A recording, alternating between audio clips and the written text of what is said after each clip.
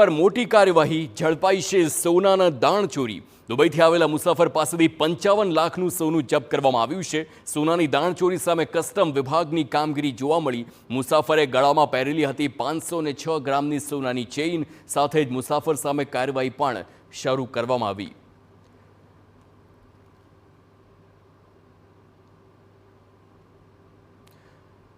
તો અવારનવાર અમદાવાદ એરપોર્ટ પરથી આ પ્રકારે જ દાણચોરી સર્જાતી હોય છે, તે ઝડપાય છે। આપ જોઈ શકો છો તારીખ અને શું ઝડપાયું છે।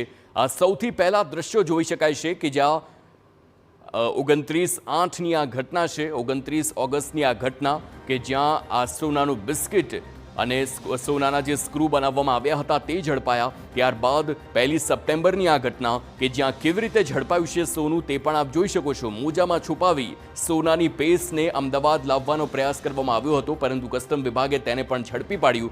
2 સપ્ટેમ્બરની આ ઘટના છે। હવે ત્રીજા દ્રશ્યોમાં તેમાં પણ જોઈ શકાય છે કે કેવી રીતે આ દાણચોરી કરવામાં આવી હતી।